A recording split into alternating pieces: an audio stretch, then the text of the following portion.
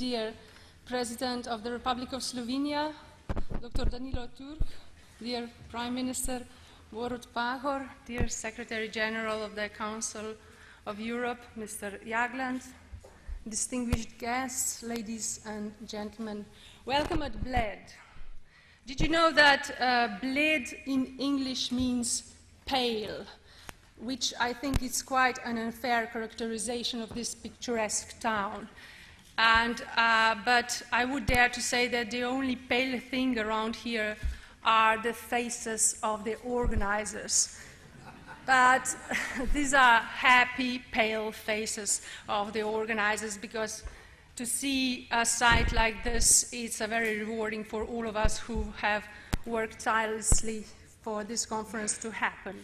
Hopefully, we get in time also one of the panelists on the main panel who was stuck at the airport in Istanbul and on time. Otherwise, we'll have to improvise a bit.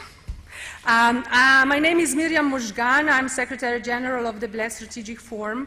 I welcome you on behalf of my wonderful, wonderful team who worked on this project, Yernea, Polona, Alenka, and on behalf of our partner in this project, Center for European Perspective. I especially thank you, Elvin and Nina. And the division of labor is such that for praise you turn to us, for criticism you turn to the center people. So I think we've prepared a great program for you over the next few days, featuring amazing group of speakers, experts, policymakers, business people. I'm sure you'll enjoy every minute of the discussion. We started with a novelty this morning with a young Bled Strategic Forum, and I heard it was a really lively discussion, and it will be a tough act to follow. And you'll hear a lot about hard power, small power, soft power, power of smaller states. And it's appropriate to make sure that you should not leave Bled without tasting soft power of Bled, which are called kremšnitas. This is a unique Slovenian cream cake known in all Slovenia, and I'm positive that soft power of kremšnitas will persuade you to come back next year. Before I give floor to your host, Foreign Minister Samuel Žbogar, I would like to thank our sponsors. Our general sponsor this year is a young group from Maribor, Keter Group, and I thank their owners for supporting this forum and being here with us. It's a group that invests in new energy and telecommunication. I would also like to thank BMW for being loyal partner for the last 3 years. BMW is the official vehicle of the forum.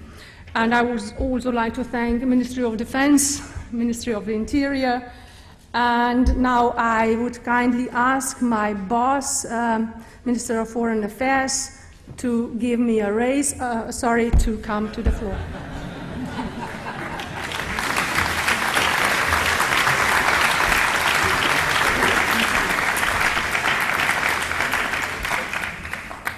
Miriam was missing at the staff meeting when I was explaining the financial situation in the Ministry of Foreign Affairs. So we give praise and we thank, and that's what we do. But they're really great people, and I also want to thank the team of the Bled Strategic Forum for organizing this. Welcome to Bled. Welcome to everybody. It's really great to see this year so many people again here. I want to thank all the prominent persons who will participate at our panels. Of course, I want to thank the President Turk for addressing us later on, and of course the Prime Minister to give his speech as the chairman of the forum. But I also want to thank all the ministers who came from old powers, from new powers, from soft powers. As you know, we'll have a discussion on the role of small states in international relations, and we consider ourselves as a soft power. We'll be discussing a lot of future these days. these 2 days. In this time of quite instability, international relations, economic and political, I think it's good to look where we are and what is the future, what is the power that will guide us, that will help us in the future, where will the power be. That will be the theme, that will be overreaching theme. We'll discuss the Mediterranean and the changes there. We'll discuss the future of Afghanistan, the future of the Balkans, the role of small states, the innovation as the way of helping us getting out of the crisis, and we'll discuss the EU-China relationship. So I want to thank all the ministers and vice ministers who came from different countries. I want to thank the Secretary General of the Council of Europe, the Deputy Secretary General of the OECD, the Director of WIPO, the Deputy of WTO, so we have a great representation of international organizations. And I want to thank everybody else who is going to participate in this forum. And as Miriam, I also want to thank our sponsors, the Qatar Group and BMW for the transportation. I want to thank all the other Slovenian companies who made this forum possible. This forum is sponsored completely by the contribution from Slovene companies, and as always, we are grateful, and we take it as appreciation for the work that the ministry is doing over the year, and as a kind of commitment that we'll have to do even more for Slovene companies in the future. So thank you. Welcome. I hope you'll enjoy the discussion. I believe you'll enjoy the discussion. We have very good moderators this year, and I hope you'll enjoy also time in Bled. It's a great place, and do take a walk around the lake. Thank you.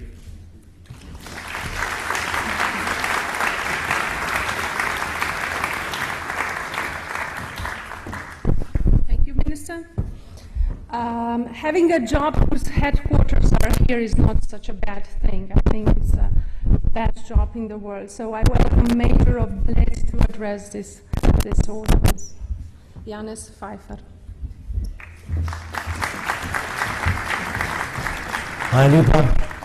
Dobrodošli. Thank you. Welcome all of you, especially our dear President, Prime Minister, all ladies and gentlemen, Excellencies.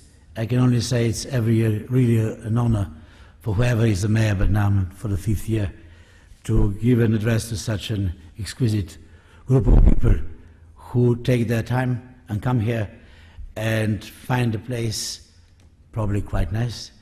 And what I especially look forward is that you will have some time free to enjoy our environment and to find new friends. As we know, basically life is much better, not so much what you know, but whom you know. And here I have a unique chance to make new friends, and this can help all of us in the future world. It's still not peace all over. We are very lucky to live here.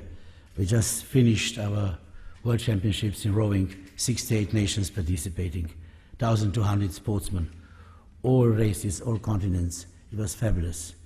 This weekend we have your conference. This is the year we celebrate 1,000 years since the castle was mentioned for the first time. We celebrate the whole year, 20 years of our state. We celebrate 50 years even of this house, which is hard to imagine that it was in another time, but it was a very modern building 50 years ago, and 25 years of our business school. As I said once again, please enjoy your time, enjoy the atmosphere. This should lead you to some good considerations, and that might help all of us. Have the best time you can have. Thank you.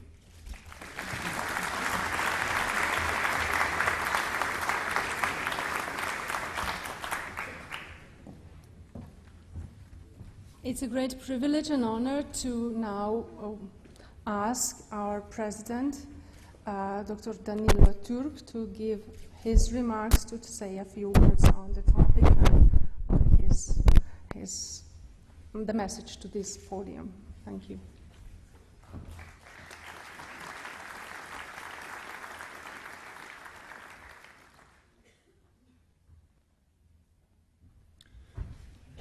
Thank you, Miriam, for this lovely introduction of the forum. Thank you, our guests, friends of the Bled Strategic Forum, for coming to Bled this year again.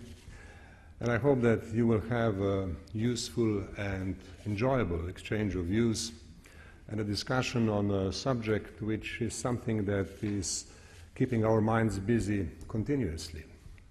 Power, obviously, is a central concept in international relations and in politics more generally. Now, in a forum like this, we usually say that intellectual honesty and imagination are both needed in discussing any subject under discussion. And that applies to the concept of power as well.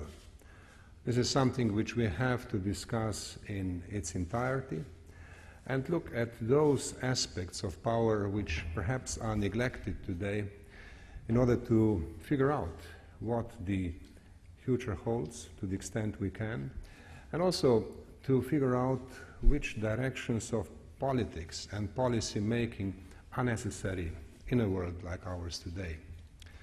And let me share with you some thoughts of my own. Now, power is a very demanding concept, something that can be discussed as all fundamentals of human existence in terms of duality.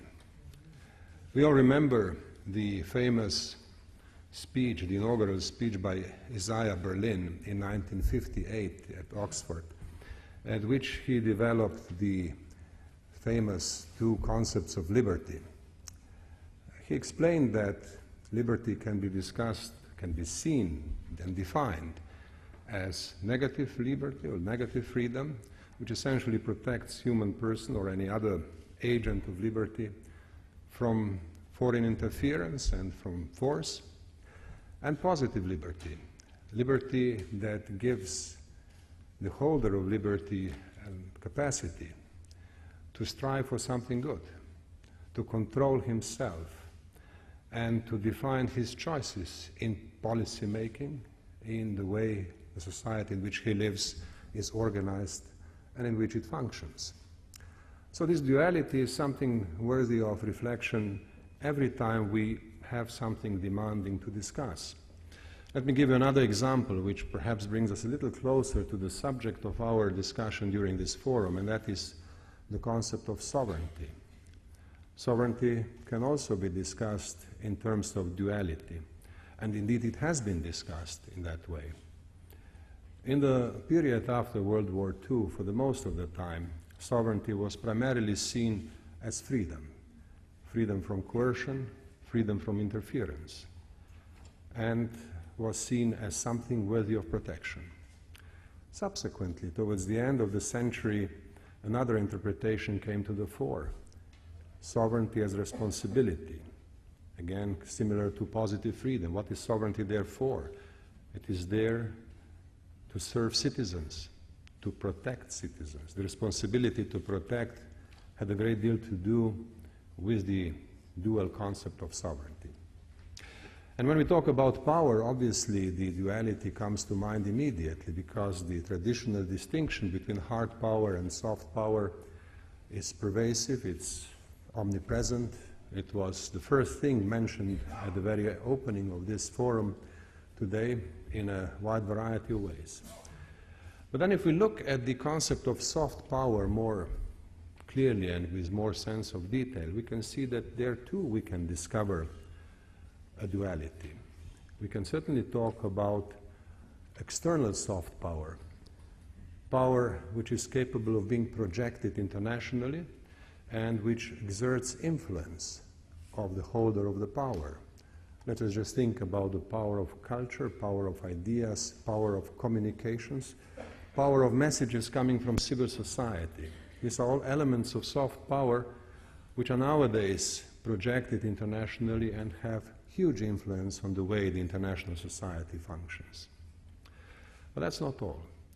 There is an internal dimension of soft power, and I suggest that we pay particular attention to that dimension today, because the world is finding itself in a situation in which no clear solutions are yet discernible. And the search continues. Solutions are not offered, they are not even articulated. Therefore, thinking about the changes within societies, within those societies which can be properly discussed or defined as holders of power, is something we need to focus on. Just take a quick look. In the United States, the very lively political debate nowadays clearly demonstrates the extent of a search for solutions to very serious problems of economics and politics.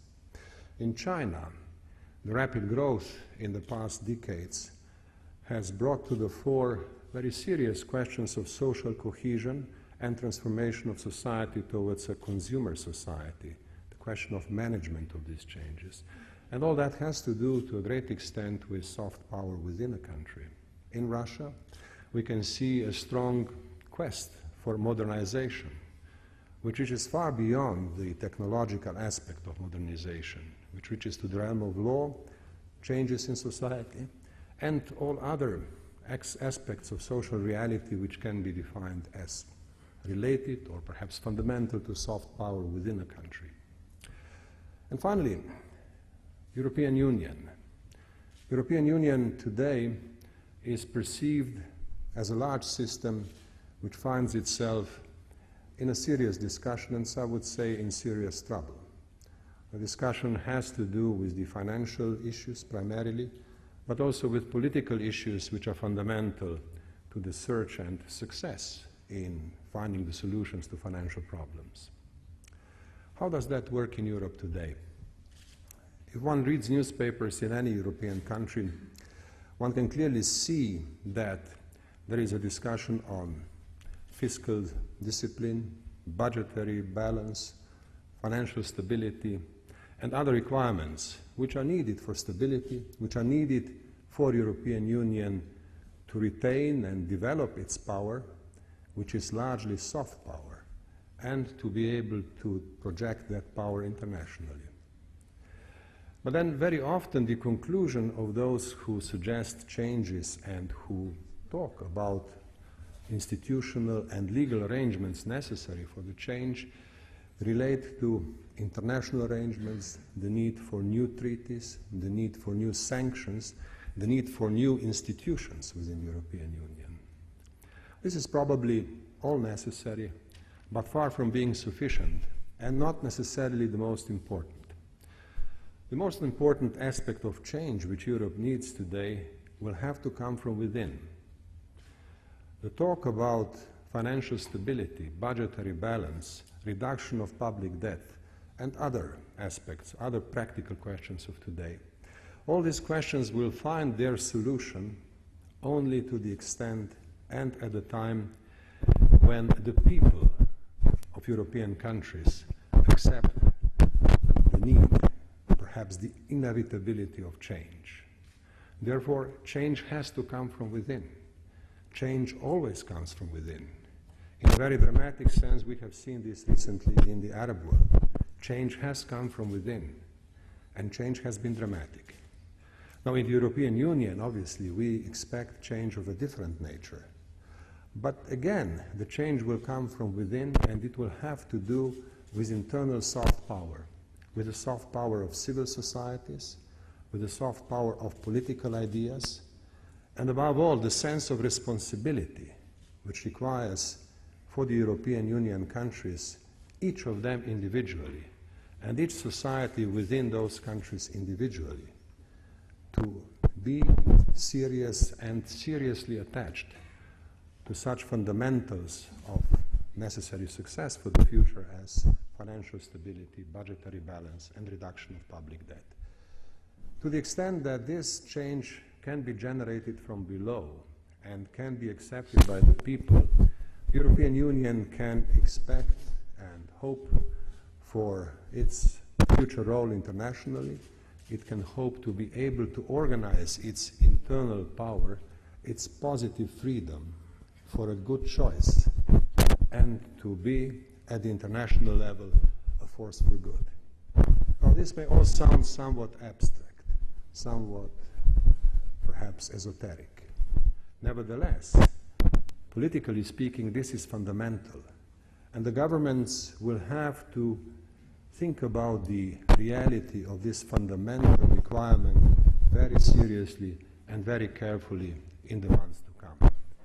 I hope that the Bled Strategic Forum will be able to elucidate some of the questions that I have addressed, and I hope that on that basis we'll be able to derive from your views, from your thoughts, from your contributions, some useful ideas and perhaps recommendations for policy making in the future.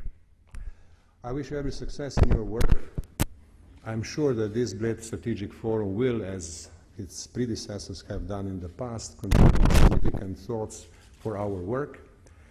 And I wish that you will enjoy the environment of Bled for creative purposes, for the soft power which we need, and also that you will come back, because continuity is another aspect of soft power. Let us not forget that.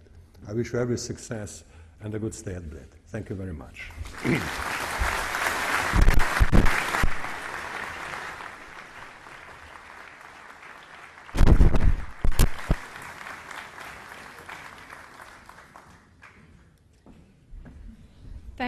Thank you, President Dr. Turk, for your words. And now I ask Prime Minister Boris Pahor, under whose leadership and guidance this forum was made possible. I would like to use this opportunity to give you some guidance to focus on Eurozone and what's the state of affairs in European Union, since you just hosted a very important figure in European Union, German Chancellor Merkel, and we are all intrigued to hear some of your thoughts and views on how things are going in the EU.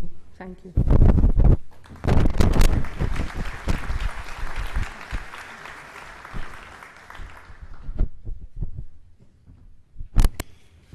Mr. President, Excellencies, ladies and gentlemen, I will follow the advice as an order, and I will explain a little bit briefly on my view about the issue that should preoccupy everybody that thinks about a future, particularly about the future of European Union.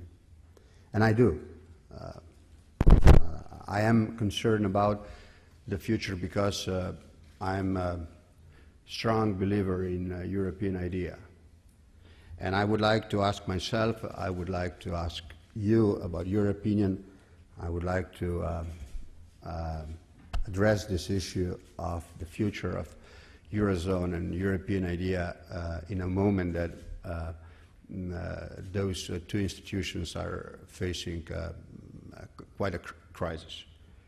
As Miriam has said, I had a privilege to talk and to later on deliver some messages at the press conference with German Chancellor and my friend Angela Merkel about these issues.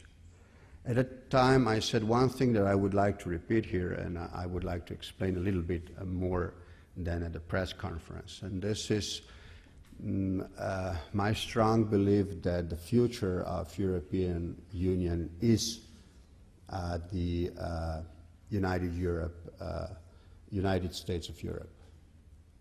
I know this has not been said for the first time, and it will not be definitely said for the last time. I said it at the press conference that I do believe that basically the solution of the problems we are facing is United States of Europe. So a strong political union that would be capable to deliver issues that we are concerned about today and who will be tomorrow.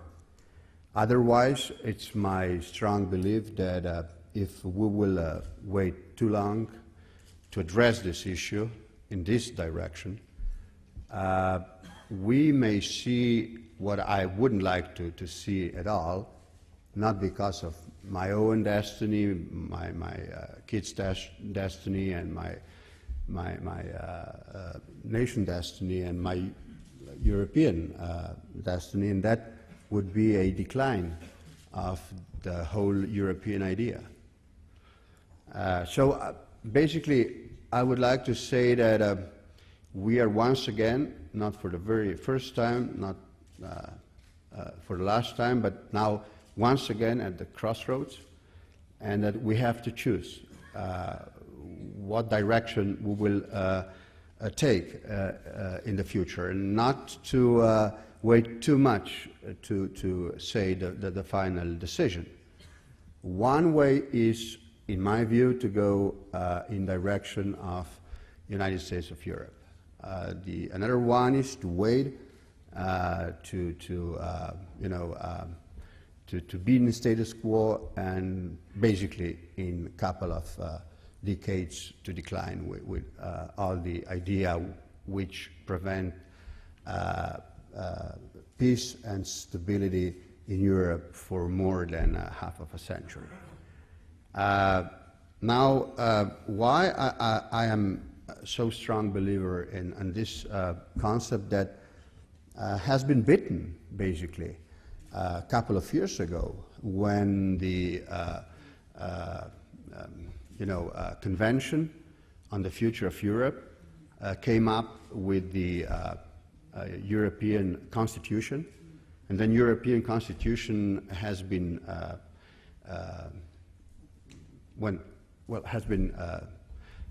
not been supported by all of 27 nations. You know that the referenda in France and Netherlands have not been successful. Also, a lot of other nations and political forces within every nation have been against this political, economic, and strong social union. So basically, just a couple of years ago, this idea has been, neglected. Why I do think now, and being a couple of years ago also a member of committee on constitutional reforms back in European Parliament, why I do believe now it is time to rethink again this concept. I do believe so because we are, as Mr. President has said before, we are facing huge problems within Eurozone.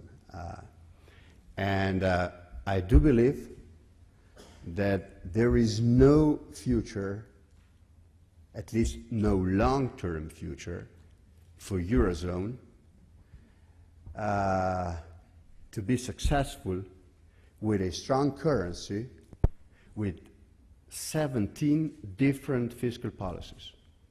It is absolutely impossible. You cannot have one currency with 17 different fiscal policies.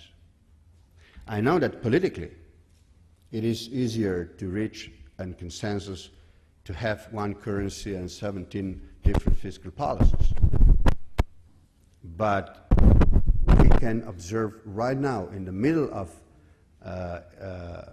economic crisis, that this in long term will be impossible. I know how politically sensitive it is to address this issue, but we have to do it as leaders. We cannot just step back and wait. We have to deliver this issue.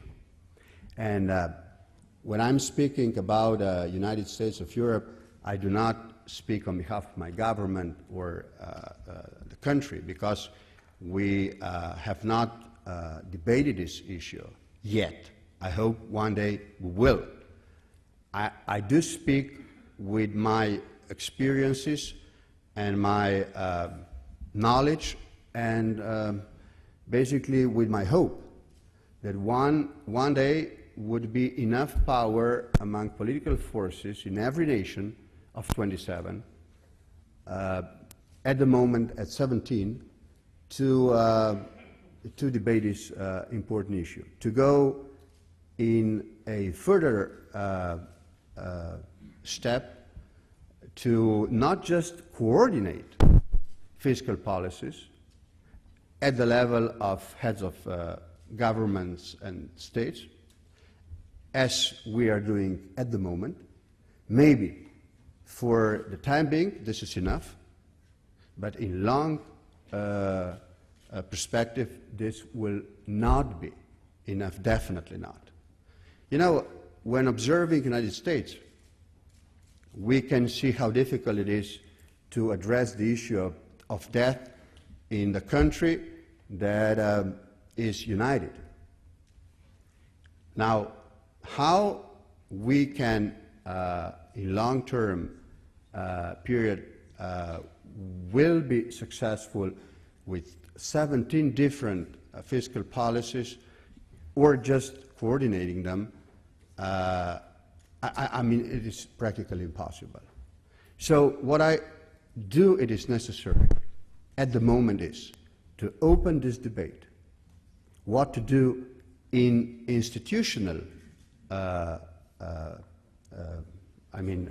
moment of debate, to start to think about maybe a new treaty that would deliver very strong commitments of those countries who are willing to meet this criteria or performances, and then to ask every nation if it is ready to meet the criteria or not.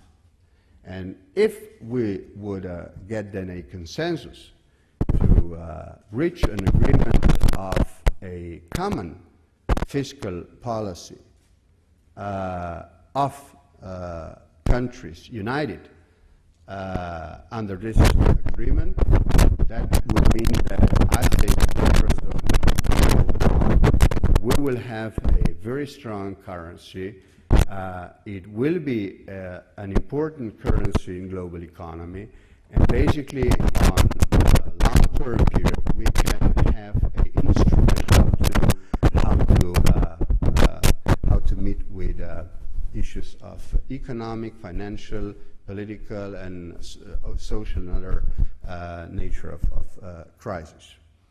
So I think that it's not the question of either we are optimistic or pessimistic about the future. The question is, are we ready to see the real dimension of the problem that we are facing right now in Europe? Because if we can say for the global economy that it is now in the financial, economic and social terms of crisis, in Europe in particular, I think the truth is that we are facing also an institutional type of crisis. So to beat this crisis, we have to go ahead and to address this issue. And probably it will not take a lot of time. The leaders of important countries will start to go on, and I'm not in capacity to speak on behalf of small countries, but as far as as Prime Minister of a small country, I can make this statement. It is extremely important that small countries like Slovenia would not just observe this process, but be part of this process from the beginning. And I said this to my colleagues back in Brussels, that I think one day this debate will start, that I think basically it is good not to be not brave enough to deliver this issue to the public, that we have to be very open, debating with this, with our people. I would not underestimate our people that wouldn't understand the whole issue. I think after 3 years of the crisis, everybody in Europe now recognizes the volume and of the crisis and the nature of the crisis. And I think everybody knows that as we are organized at the moment in Eurozone, as we are organized at the moment in European Union, just with proposed government, I mean by French President and a German Chancellor, that we would have twice a year meeting of the head of states and the government of 17 countries. Okay, this is the step in the right direction. I do support it. Slovenia has supported this idea. But this will not be enough. It is a step in the right direction. I think it is an illustration that basically this idea of stronger political unity has already been, in a way, not just debated but proposed. But if we would like to see consensus of not just leaders and not just political elites in 17 countries, and later on maybe in 27, it is time now to start the public debate on the future of European Union, and not to be afraid to mention these three words that a couple of years ago would not be acceptable for the majority of Europeans, and this is United States of Europe. I do know how sensitive this issue is. I mean, listen, Slovenia has celebrated 2 decades of its independence. It's now very difficult to step in front of the public and say, listen, we have to give away some sort of sovereign rights and so on. But the simple question is, do you want a financial, economic, social stability, yes or no? This is a condition to be met or not. And this simple question, I think, absolutely the majority of 500 million people of the old continent will understand. I'm not afraid of. And maybe 5 or 6 years ago, this has not been an idea that would, inspire the old continent. I do believe that now it's the time to go with this idea once again. I've been very happy that a couple of days ago, I think former German Chancellor Gerhard Schröder has mentioned also this idea of United States of Europe in his interview with Der Spiegel. I think that we are now at the moment in our European history that we will decide about our future in long-term perspective. And it's time to deliver this issue to the public and to think about this institutional moment of the perspective of our union, because it is important in European case. It is not maybe the problem in other countries of modern economy, but it is important in Eurozone in particular, and basically then in European Union, because financial stability of Europe, it is one of the most important pillars of European Union. And if we would like to preserve strong currency, and I think we do, then it's time to move on. Because with different mechanisms, and bilateral help, we will not survive this global financial crisis. I am not very optimistic that we just have been over the recession and basically now with a slow growth we will go out of the economic crisis. No.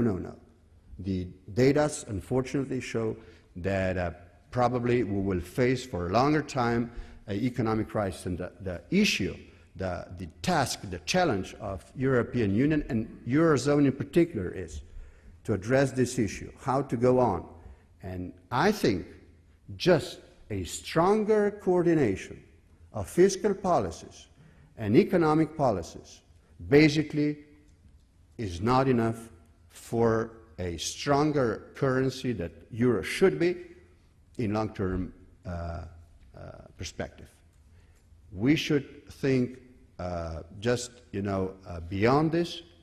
I think we should think about a concept, once again, of United States of Europe. I do recognize how sensitive this issue is, so it's better not to postpone the debate, not just among political elites and leaders, but also with the public, and that is why. ladies and gentlemen, Mr. President, I decided today at this very important conference, I do consider, to address this issue, to maybe a little bit inspire this debate more than it has been the case in the future, also in my country and countries of other and other members of Eurozone and European Union. As I said, let me finish my speech. As I said, I am a strong believer in European idea. It would be a great mistake if we would reduce a great idea as European idea is to the financial stability and the money. But let us be very pragmatic. Without strong currency, we will not survive as a union. And to have a strong money, we have to have much more political, economic, social union that we have at the present. So it is up to us, up to Europeans to decide which way we will go in the future. I think the best way to go for those who are strong believer in European idea, in peace, stability, and welfare of our people is to go and think bravely about United States of Europe. Not to avoid criticism, not to avoid fears that will arise during the debate, but with passion and courage that we are advocating one thing which is extremely important, not just for financial stability, but for security and welfare of our children and their children. So hoping that, I would like to thank you for your attention, and I would like to invite everybody to deliver your opinion on what you are thinking about what is necessary to be done in the future to avoid problems and to find out solutions, to get some and to give some optimism and